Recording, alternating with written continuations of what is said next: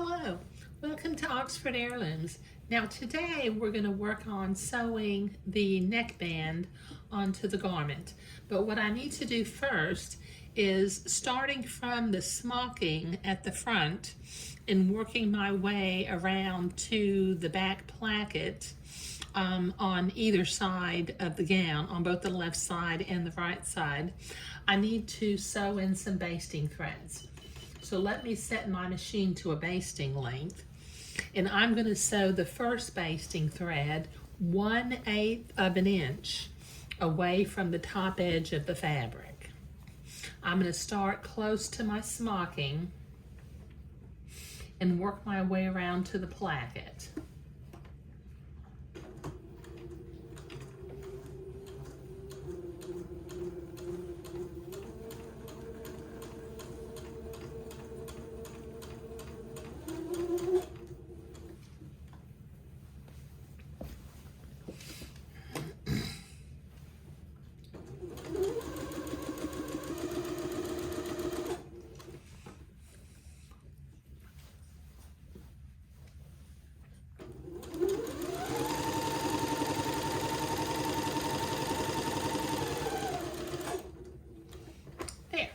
Got one done.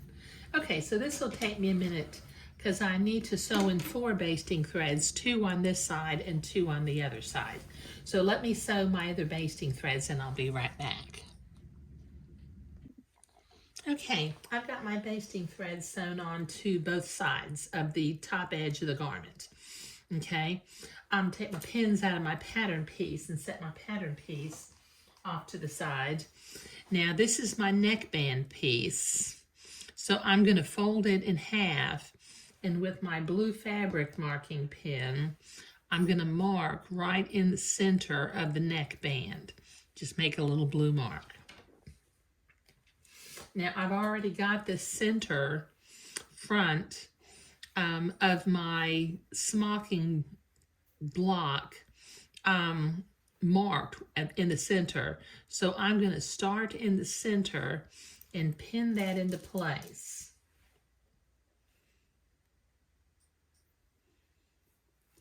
Okay, come over here to the seams next to the smocking. Pin it in place again.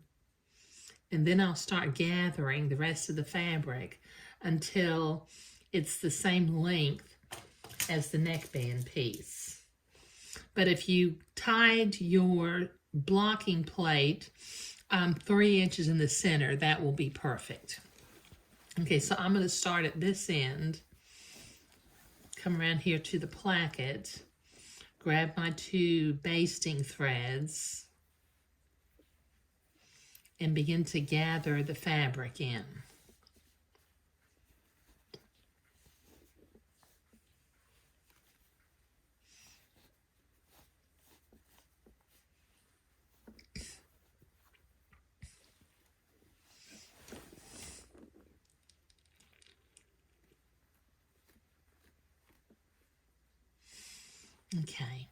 Okay, now you're going to want your neckband to stick over the placket or hang over the edge of the placket by about 1/4 of an inch.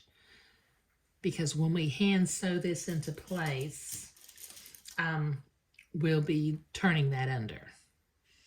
So pin that into place, and if it's the right length, it's not, I got to pull it just a little bit tighter.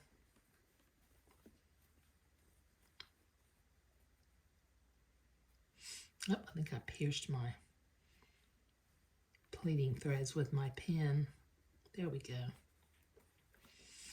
Okay. Okay, so ease that into place all along the bias neckband.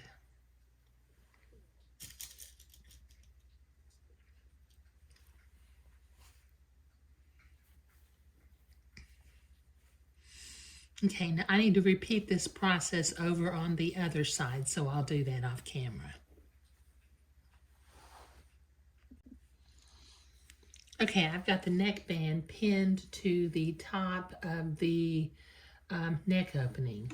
Now, just so that I don't trip over my basting threads, now that I've got them gathered, I'm going to trim them a little bit shorter. Now I have set my machine back to a standard size straight stitch, and I'm going to stitch at 1/4 of an inch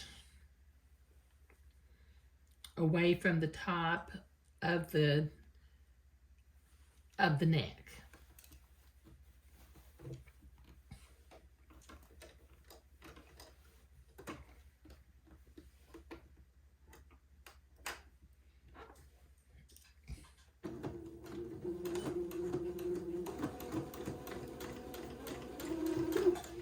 Taking my pins out as I come to them.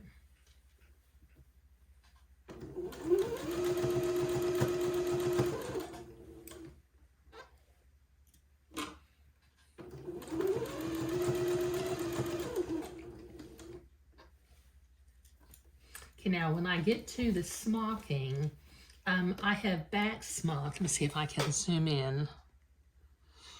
Wrong direction.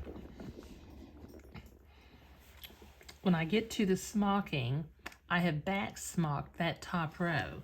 So I'm going to sew immediately to the right of that back smocking row. Not to the left of it, not right on it, but just immediately to the right.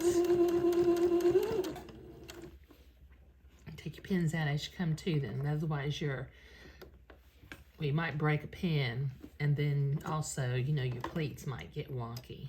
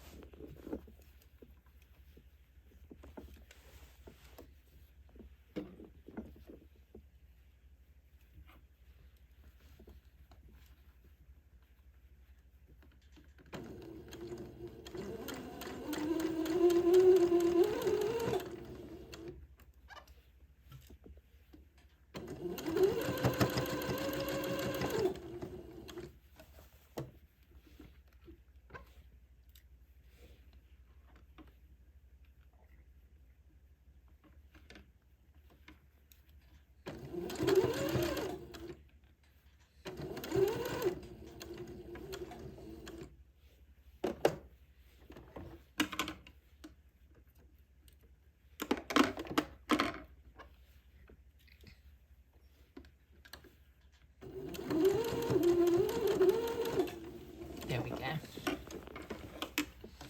Okay, trim my threads.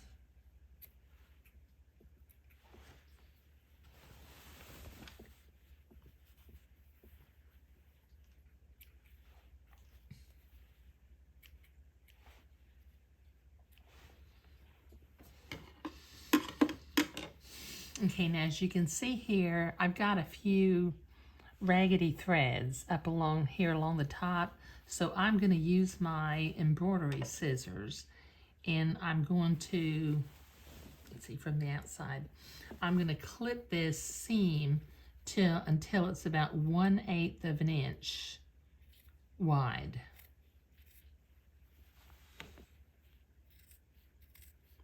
And just trim it to get it nice and neat.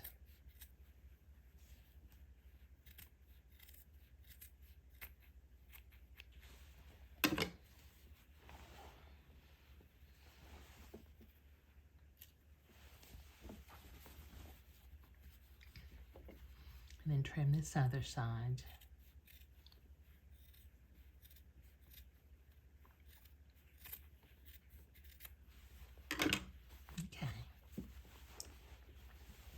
Okay, now starting from, as I'm looking at the back of the garment, I'm going to start on the right placket side. And what I'm going to do from the inside, I'm going to turn the top of the neckband down about 1/4 of an inch. I'm going to fold over this little 1/4 of an inch in and bring it inside. Then I'm going to fold it over again, and it will make a nice, neat edge with no raggedy edges. I'm going to pin that for just a minute because I'm going to come back and put my ribbon buttonhole loop in there. So I'm going to go ahead and start pinning this all along the neckline. Just turn it under 1/4 inch and bring it over. And it should be a real tiny little neckband.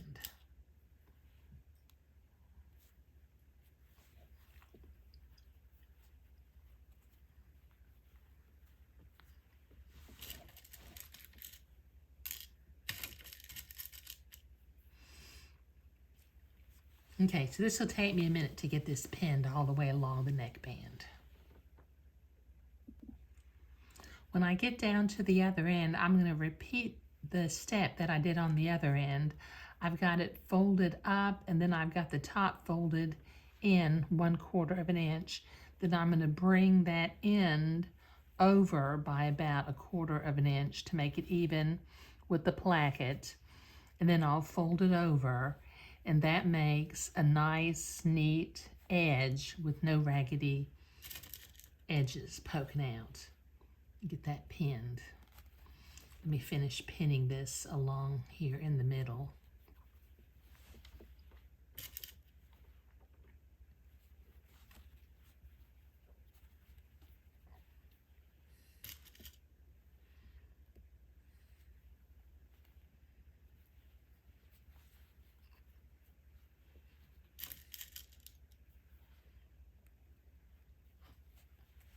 Okay. Okay, now back on this right hand placket side, okay, where I had it pinned here temporarily. Okay, I've got my piece of 1/16 inch ribbon, and I'm going to fold that in half. Just fold it in half, okay, and just temporarily I'm going to unpin where I just had that pinned, and I'm going to poke my ribbon loop inside to where it hangs off just wide enough for a little 1/4 inch button to come through. Okay, now I need to load up a needle and thread because I'm going to need to sew that button loop into place, and then I will begin to sew the neckband to the inside of the garment. So give me a minute to load up my needle with some white thread.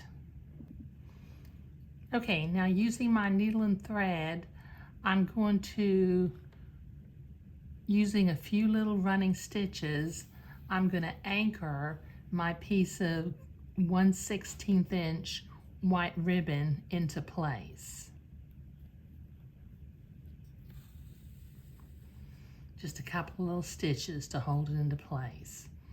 I've kind of got this unpinned over here again, but that's okay. Just pin it into place along the neckline.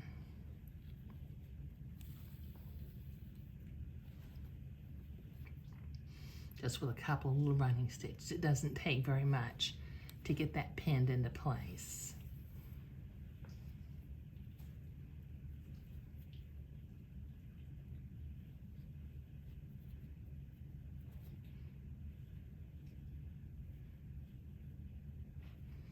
Okay, now I'm going to fold that edge over again so that it's nice and neat down here on the end.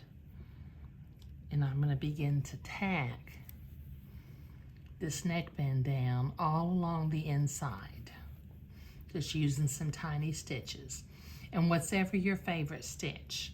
You know, as I've mentioned before, I have a tendency to do whip stitches, but if you would rather do an invisible stitch, that's perfectly okay. Just whatever you feel most comfortable with.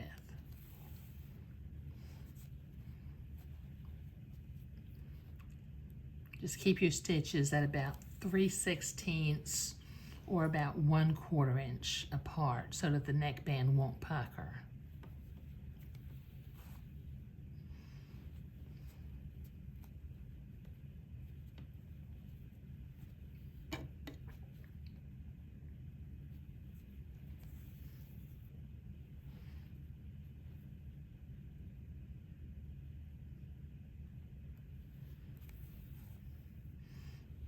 Okay, so this will take me a couple of minutes to get this whipped into place all along the neckband, so I'll be right back.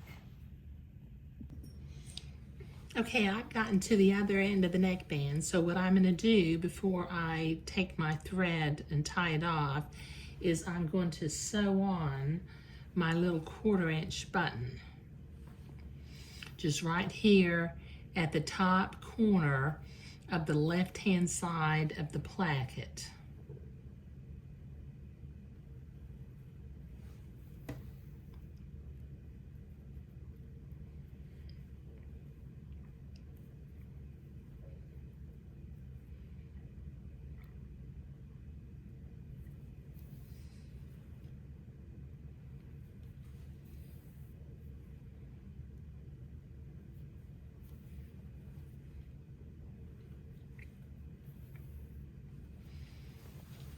Okay, let me tie a knot.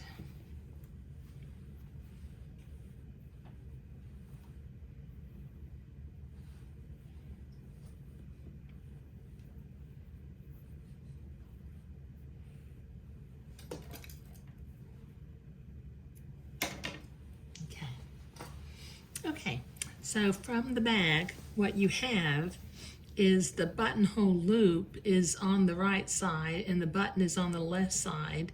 And to close the little day gown, you just simply pull the little loop over the button.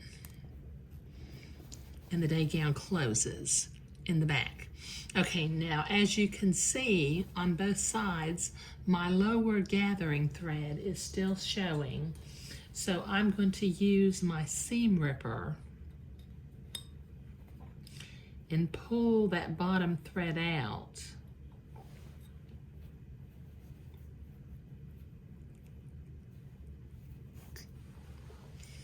Okay, and then reach inside and grab the gathering thread from the inside and take it off. And do the same thing over on this other side. Just use the seam ripper, grab the gathering thread. It should just pull right out. And then reach in and grab the gathering thread that's on the inside and take it out also. Okay, the next thing that I need to do, as you can see, I still have my 2 top pleating threads in the garment. I left those in place to maintain the block of the fabric. So I'm going to clip it on one side and pull it out from the other side. And it should just pull out.